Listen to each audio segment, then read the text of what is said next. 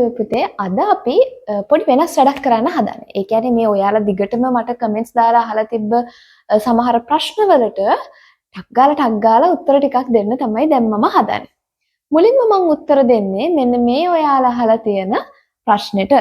D නැත්නම් අපි කියනවා dead weight loss, social weight loss ගැන තමයි කතා කරන්නේ. එහෙම නැත්නම් අහිමි සුබ සාධනයයි අහිමි ආර්ථික අතිරික්තයයි මේකට තව නමක් කියනවා අහිමි සමාජ සුබ සාධනය අහිමි සමස්ත සුබ සාධනය වගේ නමුත් මේකට කියනවා.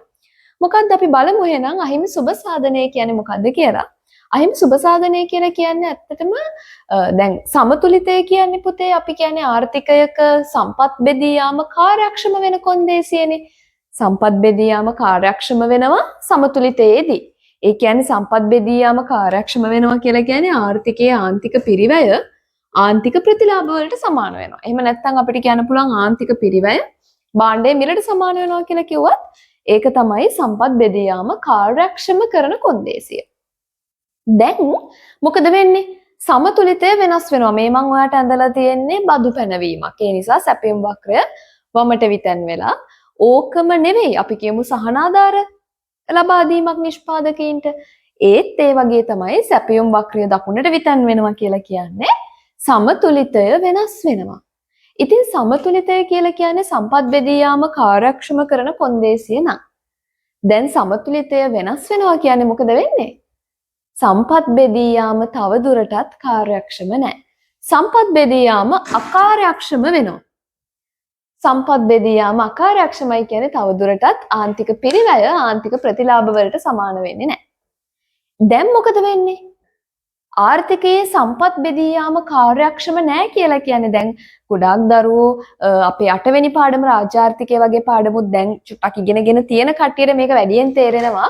මොකද ඔයා දන්නවා සම්පත් බෙදී යාම අකාර්යක්ෂම වෙනකොට ආර්ථිකයේ අධිනිෂ්පාදනයක් හෝ උණ නිෂ්පාදනයක් ඇති වෙන්න පුළුවන් කියන එක. එහෙනම් මෙතනත් වෙන්නේ ඒ වගේම වැඩක්. දැන් සමතුලිතය කලින් මෙතන තිබුණේ දැන් සමතුලිතය වෙනස් වෙච්ච නිසා ඔයාට පේනවා උණ නිෂ්පාදනයක් ඇති වෙලා තියෙන්නේ. ඇයි නිෂ්පාදකයා අධෛර්යයටපත් වෙනවනේ. එතකොට නිෂ්පාදනය අඩු කරනවා. උණ නිෂ්පාදනයක් තමයි ඇති වෙලා තියෙන්නේ. අන්න එහෙනම් කොහොමද අපි සුබ සාධනය අහිමි සුබ සාධනය නිර්වචනය කරන්නේ? සමතුලිතය වෙනස් වෙච්ච නිසා රජයේ මැදිහත් වීමක් හින්දා රජය දැන් මේ වෙළඳපළට මැදිහත් වෙච්ච හින්දානේ මේ කතන්දරේ උනේ. රජය වෙළඳපළට මැදිහත් වීම නිසා ආර්ථිකයේ සමතුලිතය වෙනස් වෙනවා. සමතුලිතය වෙනස් වෙනවා කියන්නේ එච්චර වෙලාවක් සම්පත් බෙදී යාම කාර්යක්ෂම කොන්දේසිය තෘප්ත වෙලා තිබුණා. දැන් තව දුරටත් සම්පත් බෙදී යාම කාර්යක්ෂම නැහැ. ඒ කියන්නේ සම්පත් බෙදී යාම අකාර්යක්ෂමයි. සම්පත් බෙදී යාම අකාර්යක්ෂම වෙනකොට ආර්ථිකයේ අධිනිෂ්පාදනයක් හෝ ඌණ නිෂ්පාදනයක් ඇති වෙන්න පුළුවන්. අන්න එහෙම සමතුලිතය වෙනස් වෙච්ච හින්දා ඒ ආර්ථිකයේ අධි හෝ ඌණ නිෂ්පාදනයක් කියන පුතේ දෙකම හොඳ නෑනේ. අධි නිෂ්පාදනයක් හොඳත් නෑ ඌණ නිෂ්පාදනයක් හොඳත් නෑ. ඒ ආර්ථිකයේ ඇති වෙන අසමතුලිතතාවය තමයි අපි කියන්නේ අහිමි සුබ සාධනය කියලා. එතකොට මේ සිද්ධියේදී අපි ගන්න මෙන්න මේ මම පාට කරපු කොටස තමයි අහිමි සුබ සාධනයට ගන්න. හරි නේද? එහෙනම් අහිමි සුබ සාධනයක් වෙන්නේ ඇයි? සමතුලිතය වෙනස් වෙනවා රජය මැදිහත් වීම හින්දා. එතකොට රජය මැදිහත් වෙච්ච හින්දා සමතුලිතය වෙනස් වෙලා කියලා කියන්නේ තව දුරටත් සම්පත් බෙදී යාම කාර්යක්ෂම නැහැ. සම්පත් බෙදී යාම අකාර්යක්ෂමයි. සම්පත් බෙදලා ගිහිලා තියෙන අකාර්යක්ෂමව නම් ඒ කියන්නේ ආර්ථිකය ඇතුලේ අධිනිෂ්පාදනයක් හෝ ඌණ නිෂ්පාදනයක් ඇති වෙන්න පුළුවන්. එහෙම අධිනිෂ්පාදනයක් හෝ ඌණ නිෂ්පාදනයක් ඇති වෙච්ච හින්දා ඒ ආර්ථිකයට වෙච්ච අහිතකර බලපෑම අයහපත් බලපෑම තමයි අපි කියන්නේ අහිමි සුබ සාධනය dead weight loss. හරි නේද? ඊළඟට මම එනවා ඊළඟ කොටසට social weight loss නැත්නම් අහිමි සමාජ සුබ සාධනය. සමාජ කියන වචනේ තියෙන නිසා සමස්ත කියන වචනේ තියෙන නිසා නැත්නම් අහිමි ආර්ථික අතිරික්තය කියන වචන තියෙන නිසා ඔයාට මතක තියාගන්න පුළුවන් මේ කතා කරන්නේ total සමස්තය ගැන තමයි අපි මේ කතා කරන්නේ. එතකොට අහිමි ආර්ථික අතිරික්තය හොයන්නේ පුතේ මේ කියන රජයේ මැදිහත් වීමක් හින්දා. ඒක බදු පැනවීමක් වේවා සහන ආධාරයක් ලබා දීමක් නැත්නම් මිල සීමා පැනවීමක් මොකක් හරි හින්දා පාරිභෝගිකයාට අහිමි වෙන කොටස, නිෂ්පාදකයාට අහිමි වෙන කොටස සහ රජයට අහිමි වෙන කොටස. ඔන්න ඔය ටිකේ එකතුව තමයි අපි කියන්නේ සමස්ත සුබ සාධනයේ නැත්තම් සමස්ත ආර්ථික අතිරික්තයේ එහෙමත් නැත්තම් සමාජ සුබ සාධනයේ වෙච්ච අහිමිවීමක් කියලා. මොකද සමාජය ඇතුලේ දැන් මේ තුන් කට්ටියම ඉන්නවනේ. කවුද? පාරිභෝගිකයා ඉන්නවා, නිෂ්පාදකයා ඉන්නවා, රජය ඉන්නවා. එහෙනම් පාරිභෝගික දැන් බදු පැනවීමේදී ඔයාලට තේරෙනවනේ පාරිභෝගික අතිරික්තය 15 යමක් තියෙනවනේ. එතකොට පාරිභෝගිකයාට යම් කොටසක් අහිමි වෙලා. නිෂ්පාදන අතිරික්තයත් අඩු වෙනවනේ. එහෙනම් නිෂ්පාදකයාටත් යම් අහිමිවීමක් වෙලා. හැබැයි රජයට මොකද වෙලා තියෙන්නේ? රජයට බදු පනවනවා කියන්නේ රජයට ආදායමක්. රජයට ආදායමක් කියන්නේ රජයට ලැබීමක්. අහිමිවීමක් නෙමෙයි රජයට ලැබීමක්. එහෙනම් ඒක ගන්න පුතේ අපි ධන උත්තරයක් විදියට. දැන් උදාහරණයක් විදියට මම නිකන් මේකෙන් නිකන් අගයන් ටිකක් ඔයාලට ආදේශ කරලා කියන්නම්. අපි කියමු පාරිභෝගික අතිරික්තය අහිමිවීම. කොහොමද හොයන්නේ? පෙර පාරිභෝගික අතිරික්තයයි දැන් පසු පාරිභෝගික අතිරික්තයයි වෙනස. අපි කියමු පාරිභෝගික අතිරික්තයේ අහිමිවීමක් තියෙනවා 100ක. අහිමිවීමක් හින්දා මේක ඍණ කියලා ගන්න ඕනේ. නිෂ්පාදන අතිරික්තයේ අහිමිවීමක් තියෙනවා. කොහොමද ඒක ගන්නෙ? කලින් නිෂ්පාදන අතිරික්තය කියන්නේ බදු පනවන්න කලින් නිෂ්පාදන අතිරික්තයයි දැන් බදු පැනෙව්වට පස්සේ නිෂ්පාදන අතිරික්තයයි. මේ දෙකම බැලුවහම වෙනස පේනවනේ අපිට නිෂ්පාදන අතිරික්තය අඩු වෙලානේ තියෙන්නේ. එහෙනම් නිෂ්පාදන අතිරික්තය අපි කියමු 50ක අඩුවීමක් තියෙනවා කියලා. නිකම් මම මේ අගයන් ටිකක් ගත්තේ. අපි කියමු මෙතන පුතේ රජයේ බදු ආදායමක් එනවා කියලා. රජයේ බදු ආදායමක් එනවා කියලා අපි කියමු 60ක විතර. රජයට බදු ආදායමක් ලැබිලා. අන්න ඔය තුනේ එකතුව තමයි අපි ගන්නේ අහිමි සමාජ සුබසාධනයට. එතකොට මෙතන ඔයාලට පේනවා මේකත් අහිමිවීමක් මේකත් අහිමිවීමක් කියන්නේ ටෝටල් ඔක්කොම කීයක් අහිමි වෙලාද? 150ක් අහිමි වෙලා. 150ක් අහිමි වෙනකොට ආර්ථිකයට 60ක ආදායමක් රජයට 60ක ආදායමකුත් ලැබිලා. එහෙනම් කීයක් අහිමි වෙලාද සමස්ත සුබසාධනය 90යි නේද බලන්න එතකොට එන්නේ. ඔව් 90ක සුබසාධනයක් අහිමි වෙලා. අහිමි සුබසාධනය 90යි. එහෙම නැත්නම් සුබසාධනයේ අහිමිවීම සමාජ සුබසාධනයේ අහිමිවීම ඍණ 90යි. අහිමි වෙලානේ ඍණ කියලා ඒ නිසා කියන්න ඕනත් නෑ. අහිමිවීම කියලා කියන්න ඕනේ හැබැයි. අහිමිවීම 90යි. හරි නේද? එහෙනම් ඔන්න මං හිතනවා ඔයාලට දැන් වෙනස තේරුණා කියලා අපේ අහිමි සුබසාධනය සහ අහිමි සමාජ සුබසාධනය නැත්නම් DWL අපි කියනවා SWL. ඔන්න ඔයාගේ එක ප්‍රශ්නයකට මම උත්තර දුන්නා. ඊළඟට අපි බලමු තව එක්කෙනෙක් අපෙන් අහලා තියෙනවා සමතුලිතයක් බිහි නොවන අවස්ථාවක්. මේ ප්‍රශ්න පොඩ්ඩක් කියවලා බලන්නකෝ. සමතුලිතයක් බිහි නොවන අවස්ථාවක් මොනවද? සමතුලිතයක් බිහි නොවන අවස්ථාවක් කියලා කියන්නේ. සාමාන්‍යයෙන් නම් ඔයාට දෙන ගොඩාක් ගණන් වල සමීකරණ දෙක ගත්තහම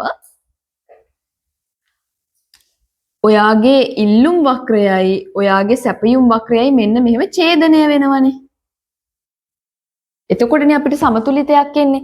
මේ තියෙන අපේ ඉල්ලුම් වක්‍රය, මේ තියෙන සැපයුම් වක්‍රය මෙයා ඡේදනය වෙනවා. හැබැයි සමහර වෙලාවට සැපයුම් සමීකරණ සහ ඉල්ලුම් සමීකරණ වලට දෙන්න පුළුවන්. අපි නිකන් උදාහරණයකට කියමු. මම ඔයාට දෙනවා QS සමානයි ඍණ 100 ධන 10යි P. හරිද? QD සමීකරණය ඔයාට දෙනවා මම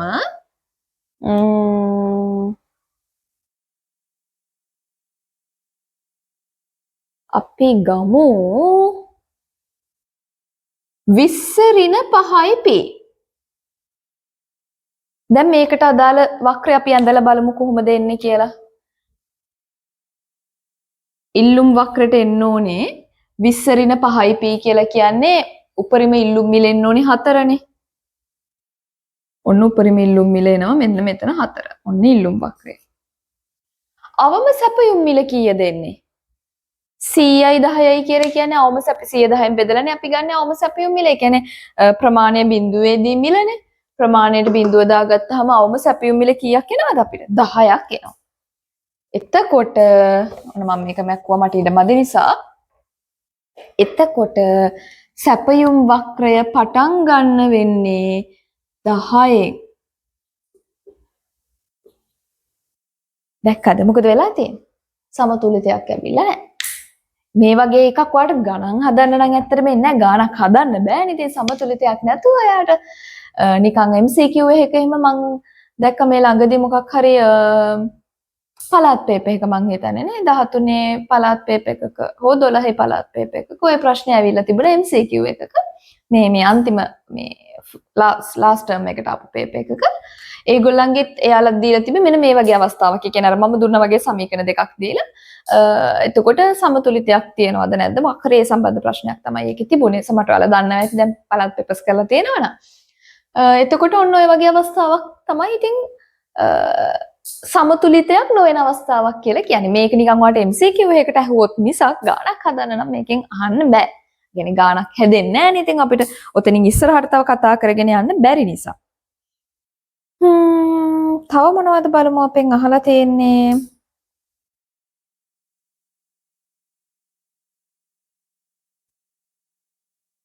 හරි ඊළඟට අපෙන් අහලා තියෙනවා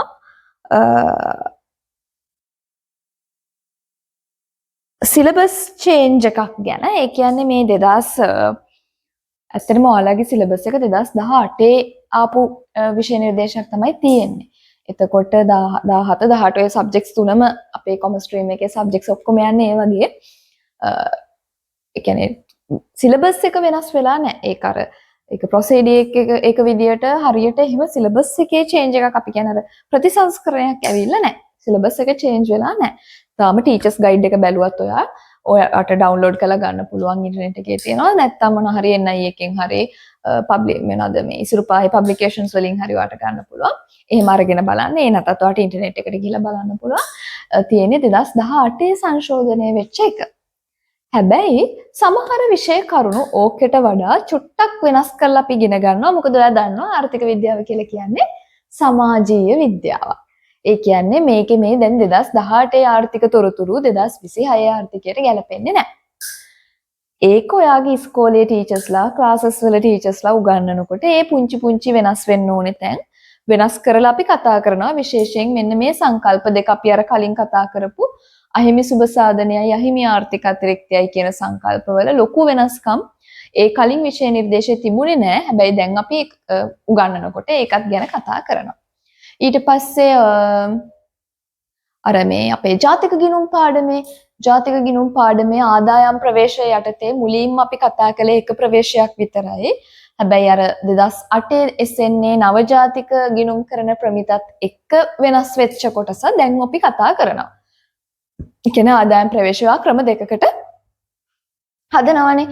අන්නේ ක්‍රම දෙක ඇතුලේ ගන්න සංරචක මොනවද ගන්න නැති සංරචක මොනවද ඔය නිෂ්පාදන ආර්ථික ප්‍රදේශය වගේ සංකල්ප කතා කරනවා. ඒ කියන්නේ දැන් ඔය ඉගෙනගෙන තියෙනවා මේ සංකල්ප ගැන.